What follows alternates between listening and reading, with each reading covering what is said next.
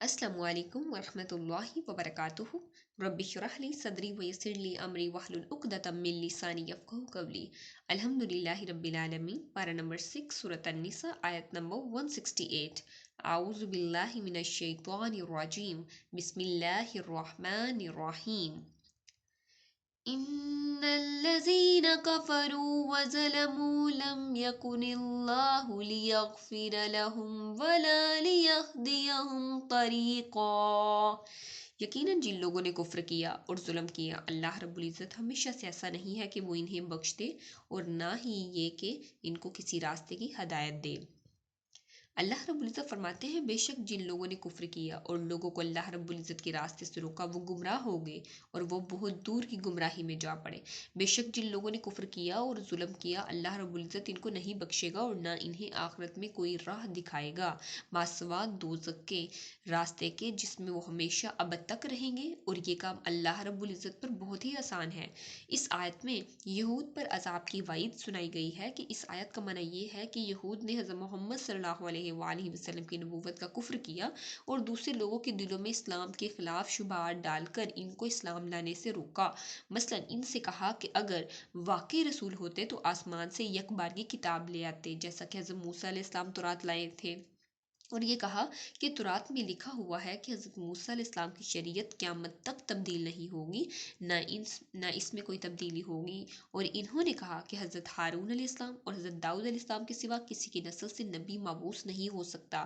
ان اقوال کی وجہ سے یہ لوگ بہت دور کی گمراہی میں جا پڑے اور وہ انہیں اس گمراہی کو حق باور کرتے ہیں، یعنی کہ ایک تو وہ گمراہ ہیں اور اوپر سے کہتے ہیں ہم حق پر ہیں۔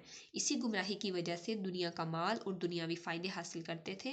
اللہ رب العزت نے ان کو وعید سنائی ہے کہ ان گمراہیوں کی وجہ سے اور ان پر قائم رہنے اور ان کے حق سمجھنے کی وجہ سے اللہ رب العزت ان کو نہیں بخشے گا اور ان کو ہمیشہ ہمیشہ کے لیے دوزخ کے عذاب میں مبتلا رکھے گا۔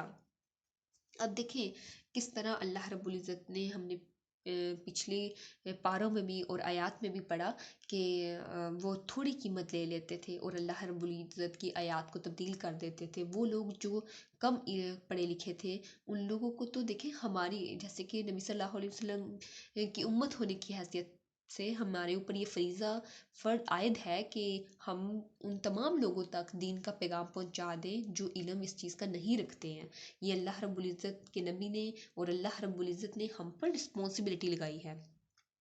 تو لیکن جو یہود تھے، ان کے جو علماء تھے، وہ ایسا نہیں کرتے تھے، بلکہ وہ تھوڑی قیمت خرید کے آیات کو ہی بدل ڈالتے تھے۔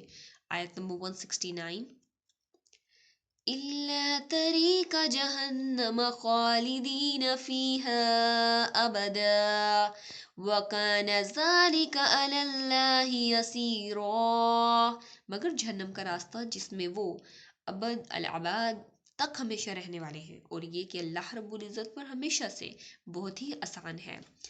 اللہ طریق جہنم خالدین فیہا ابدا، یعنی جب کفر ہی کی حالت میں مر جائیں گے اور مرنے سے پہلے توبہ نہیں کریں گے تو سیدھے جہنم میں جائیں گے اور اس میں ہمیشہ رہیں گے، اور ان کو جہنم میں لے جانا اور پھر ہمیشہ وہاں رکھنا اللہ رب العزت پر کچھ مشکل نہیں ہے۔ لہٰذا اب بھی اللہ رب العزت انہیں موقع دے رہا ہے کہ کفر و عناد سے وہ باز آ جائیں اور آپ صلی اللہ علیہ وآلہ وسلم کے بتائے ہوئے رستے پر چل پڑیں، جو کہ اللہ رب العزت کی طرف سے۔ دیکھیں کوئی بھی نبی آیا اس نے اپنی مرضی نہیں کی، بلکہ اس نے وہی پیغام لوگوں تک پہنچایا جو اللہ رب العزت نے وحی کے ذریعے یا اس کے دل میں ہلکا کر دیا، تب اس نے لوگوں تک وہ اللہ رب العزت کا پیغام پہنچایا۔ کیونکہ اللہ رب العزت فرماتے ہیں کسی بشر کا مقام نہیں کہ اللہ رب العزت اس سے ڈائریکٹ بات کرے، اس کے اندر کیپیسٹی نہیں ہے کہ اللہ رب العزت سے بات کرے۔ جس طرح دیکھیں حضرت موسیٰ علیہ السلام نے کس طرح اللہ رب العزت سے کہا تھا کہ اے اللہ، ضد کی تھی کہ اللہ مجھے اپنا دیدار کرا دے، میں نے آپ کو دیکھنا ہے۔ اللہ تعالیٰ نے کہا تھا ایک پیغمبر، دیکھیے ایک پیغمبر اللہ رب العزت کو نہیں دیکھ سکا،